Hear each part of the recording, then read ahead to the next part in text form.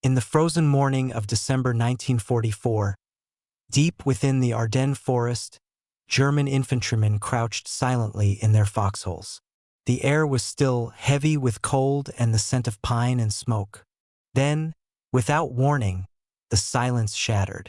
A single distant whistle echoed through the trees, followed by another and another. The Germans had learned that sound well. It was the prelude to death, the whisper of American artillery shells slicing through the sky. Within seconds, the forest erupted. Trees snapped like matchsticks, the ground trembled, and men clung to the frozen soil, praying the next shell wouldn't find them. Those who survived later wrote that nothing in the war, not tanks, not machine guns, not aircraft, terrified them as much as American artillery. Its accuracy, its speed, and the sheer volume of fire left entire units paralyzed. The U.S. Army had mastered coordination. Dozens of guns, miles apart, could strike the same target at the same second. To the Germans, it felt like the sky itself had turned against them. One soldier of the 352nd Infantry Division recalled, "You never saw them. You never heard them coming until it was too late. The ground would open beneath you, and when it stopped, there was nothing left." Artillery became more than a weapon. It was psychological warfare. The thunder of the guns echoed day and night, breaking nerves long before it broke bodies. In letters home, German officers described the American fire as a storm that erased everything. For those trapped beneath that storm, survival was pure luck. The sound of doom wasn't just noise. It was a message that the battlefield itself belonged to the Americans. By 1944, the American Army had transformed artillery from a supporting weapon into the very backbone of its battlefield strategy. Nowhere else in the war was firepower used with such precision, speed, and coordination. The Germans called it the drumfire of the Yankees. On the Western Front, the U.S. artillery operated like a vast machine. Forward observers with radios relayed exact coordinates from the front lines. Within seconds, batteries miles away calculated trajectories and opened fire, dozens of shells landing on target at the same instant. This deadly timing technique was known as time on target. The effect was devastating. Entire German positions vanished before their commanders could even call for cover. Villages, bridges, and armored columns were reduced to burning wreckage in minutes. Survivors often described the American bombardments as a storm that fell from nowhere. One officer of the German 5th Panzer Army recalled, "It was as if the earth itself was exploding. You could not see the enemy. You could not strike back. You could only wait for it to end." Behind the front lines, thousands of American soldiers worked tirelessly to sustain the firepower, loading shells, maintaining barrels, and keeping ammunition trucks flowing day and night. It was an industrial miracle, fueled by American logistics. The sound of the guns became constant, a rolling thunder that never stopped. And for German troops pinned under the barrage, it marked the arrival of something they had never faced before. A war fought and won through mathematics, coordination, and relentless precision. For them, this was not just artillery. It was the beginning of an American firestorm, one that would consume everything in its path. The true strength of American artillery in World War II was not just the size of its guns. It was the coordination behind them. Every shell fired on the Western Front was part of a vast network of communication, calculation, and teamwork that no other army in the war could match. By 1944, the U.S. Army had perfected a revolutionary system. Forward observers carried portable radios, scanning the front from rooftops, hills, and aircraft. The moment they spotted enemy movement, they relayed exact map coordinates to a fire direction center.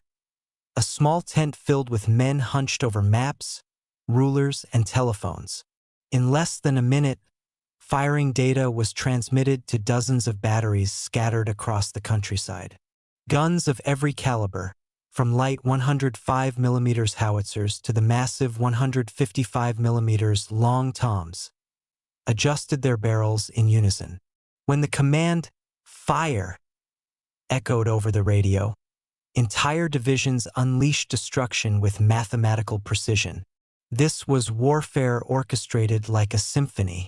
Each gun crew, observer, and radio operator played their part perfectly. The Germans, used to slower and more centralized command, could not believe how fast the Americans could react. One captured German officer said, "Their artillery was everywhere.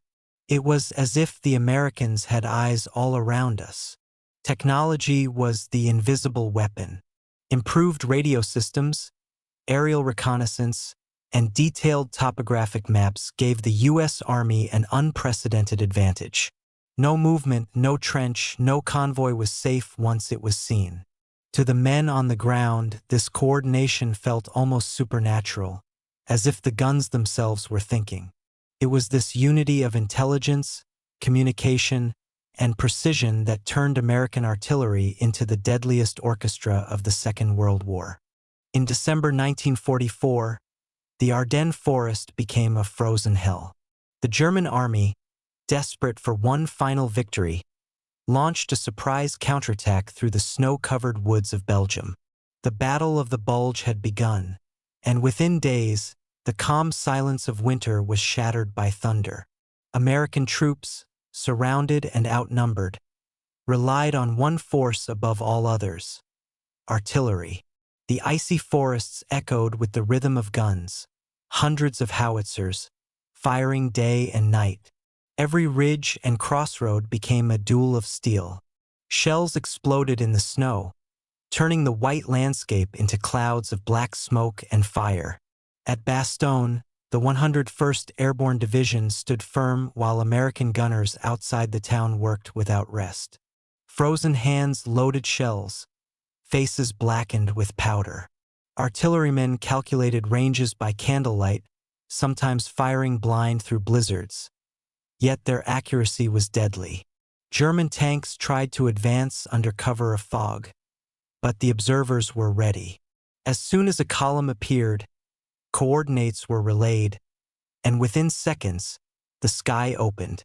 Trees disintegrated, vehicles burned, and whole battalions vanished beneath the storm. Survivors described the barrage as a living inferno. The earth itself seemed to roar.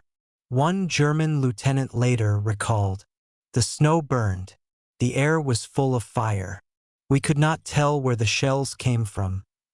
Only that death was everywhere." Despite the cold, the hunger, and the chaos, American coordination never broke. Artillery kept the lines alive, hammering back every assault until the German offensive collapsed. When the smoke finally cleared, the frozen fields were littered with shattered armor and silence. The Battle of the Bulge had proven one thing beyond doubt: American firepower could stop even Hitler's last gamble. The Ardennes was no longer a forest. It was a graveyard carved by steel and courage. For the German infantry, there was no sound more terrifying than the distant whistle of incoming shells. It started as a faint moan above the trees, then grew into a shrieking roar that made the air itself tremble. In an instant, the world turned white, then black. The ground lifted, trees snapped like matchsticks, and the earth rained down in burning fragments. Many German veterans later admitted that American artillery fire was unlike anything they had faced on the Eastern Front. It wasn't just powerful, it was constant. Once spotted, a German position could be obliterated within minutes. There was no warning, no chance to fight back. One soldier from the 352nd Infantry Division wrote in his diary, "The Americans do not attack with men. They attack with thunder." The foxholes that once offered safety became traps. The concussions of explosions collapsed trenches and buried men alive. Those who survived were left deaf, shaking, and covered in dust, their nerves shattered. Medics later described soldiers who could no longer speak, only stare at the sky, whispering prayers through cracked lips. The American tactic was relentless. They combined reconnaissance planes with forward observers to maintain constant pressure. If a German squad tried to move at night, illumination shells turned darkness into daylight, followed by a rain of steel. For the Wehrmacht, morale began to crumble. Even seasoned veterans admitted they felt hunted. Some compared it to being beneath an angry god, invisible, omnipresent, and merciless. In the ruins of Normandy, one captured sergeant told his interrogators, "We never saw your soldiers. Only the shells. Always the shells." Under that endless storm of fire, courage was no longer about fighting. It was about surviving the next minute. Long before a single shell exploded, American artillery had already begun its silent assault on the enemy's mind. By late 1944, German soldiers no longer feared just bullets or bombs. They feared the sound of distant guns. Every whistle in the sky carried terror. Every rumble on the horizon meant death was coming. Psychological warfare was not only leaflets and propaganda. It was the constant, unpredictable rhythm of artillery. American forces learned to fire at irregular intervals, keeping the enemy awake, exhausted, and paranoid. Entire units broke down simply from the pressure of waiting for the next barrage. Captured diaries from German officers told the same story. "We could not sleep. The shelling came at any hour, for no reason. It was not war. It was madness." In Normandy, one battalion refused to move during daylight, convinced that the Americans see everything. The illusion was powerful. Even when no planes circled above, soldiers imagined observers in the clouds, radios whispering their positions. The U.S. Army's use of time on target barrages deepened the fear. Dozens of guns were synchronized so every shell landed at once. No warning, no escape. Survivors described the shock as if the world ended in a single heartbeat. That instant devastation broke morale faster than any weapon could. Psychologists studying the war later confirmed what those soldiers already knew. Sustained artillery fire could crush the will to fight. It created helplessness, panic, and even insanity. By 1945, German troops on the Western Front often surrendered before the shells fell. They had learned that once American artillery found you, resistance was useless. The battle for territory was fought with steel, but the battle for the mind was won with fear. And in that war, the U.S. artillery was the most effective psychological weapon of all. Behind every thunderous American barrage of World War II stood an invisible army of engineers, mathematicians, and radio operators. Their inventions transformed artillery from a blunt weapon into a precise instrument of war. This was not just about power, it was about science, coordination, and innovation. By 1943, the U.S. Army had developed one of the most advanced fire control systems in the world. At its heart was the Fire Direction Center, a network of soldiers using slide rules, plotting boards, and new electronic calculators to compute trajectories in seconds. What once took minutes of guesswork could now be done with pinpoint accuracy. Radios became the lifeline of every gun crew. Portable sets like the SCR-610 and SCR-300 allowed forward observers to call in coordinates directly from the front lines. These messages traveled through a vast communication web, connecting infantry, aircraft, and artillery in real time, something the German army struggled to match. Aerial reconnaissance added another layer of precision.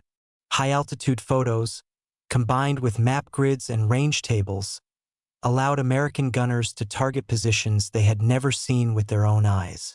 When these technologies worked together, an entire valley could be blanketed with fire within minutes. Then came radar.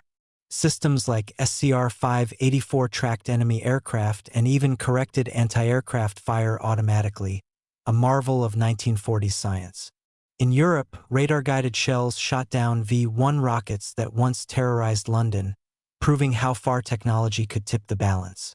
For every deafening blast, there was a quiet genius behind it. The men who calculated angles, built radios in muddy workshops, and turned raw data into destruction. A German general later admitted, "The Americans have made artillery into a machine, a perfect, terrible machine.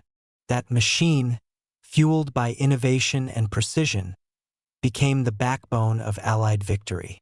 The thunder of American guns was not chaos, it was technology perfectly orchestrated. The Germans were not silent under the storm.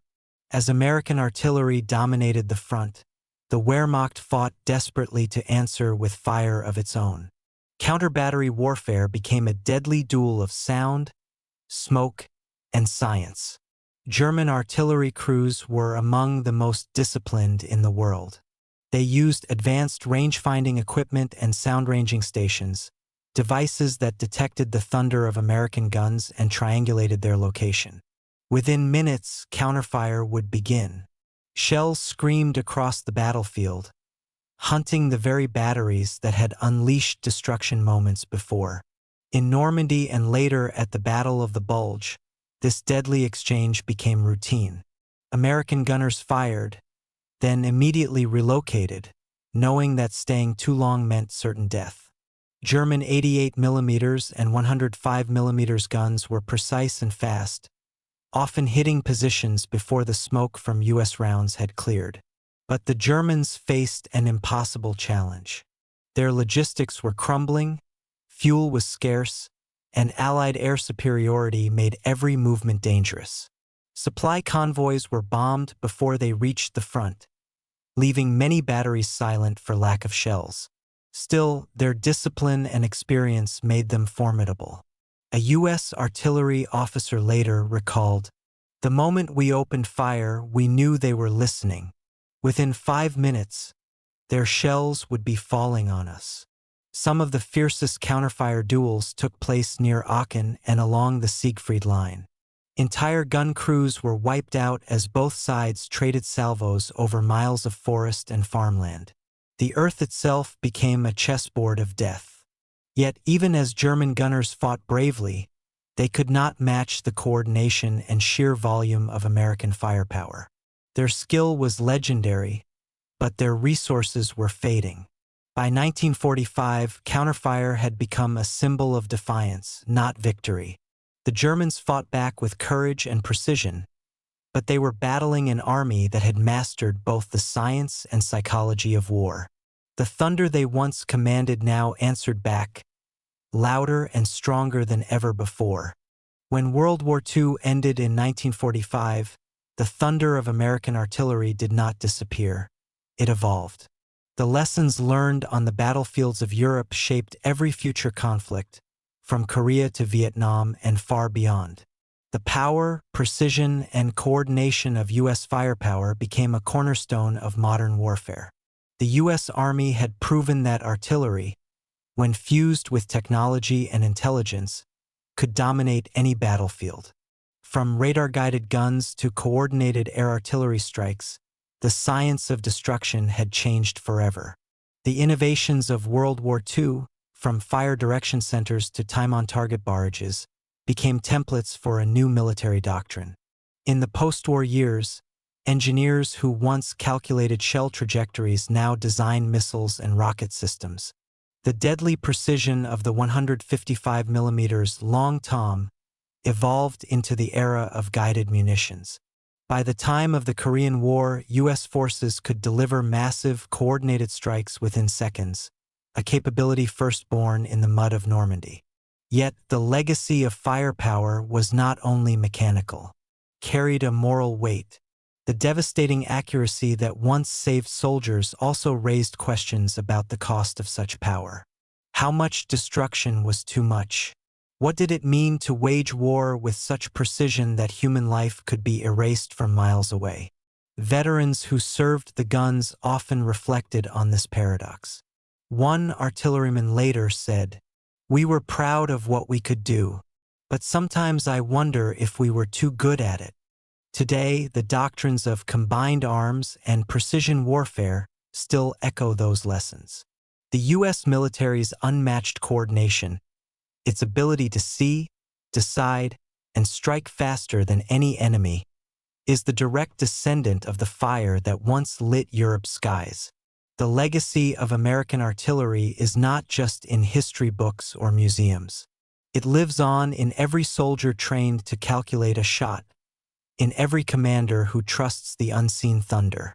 Because from the fields of France to the deserts of the modern world, the message remains the same. Power wins battles, but precision wins wars. When the guns finally fell silent, the echoes of war did not fade. They lived on in the memories of the men who had survived the thunder. Across Europe, American and German veterans carried those sounds. The screams, the blasts, the shaking earth, for the rest of their lives. Private James Holloway of the 4th Infantry Division remembered his first barrage in Normandy. The ground moved like water. You couldn't tell where the sky ended and the earth began. I thought I was already dead.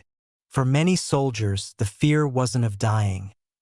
It was of hearing the next shell. The sound of incoming fire haunted them long after the battle ended. Some veterans would later say that thunderstorms made them dive for cover, even decades later. On the German side, Corporal Ernst Keller wrote in his post-war memoir, "The Americans' fire never stopped. We felt like animals being hunted from above. You learned to pray between explosions. Behind every gun crew was a story. Young men barely 20 years old, working together in mud and blood, performing calculations that decided life or death. Artillerymen often never saw their enemy, yet they carried the guilt of unseen destruction." After the war, historians interviewed dozens of survivors from both sides. Their voices revealed the same truth. No one truly escaped the battlefield. The power of the artillery was not only in what it destroyed, but in what it left behind: silence, memory, and fear. In one haunting recording from 1946, an American gunner said softly, "We won the battles, yes, but the sound, it never leaves you." Those voices, trembling yet proud, remain the real legacy of the artillery war. Not the steel, not the guns, but the men who endured the thunder and lived to tell its story. Because long after the last shell fell, their words still echoed, the final voices from the battlefield.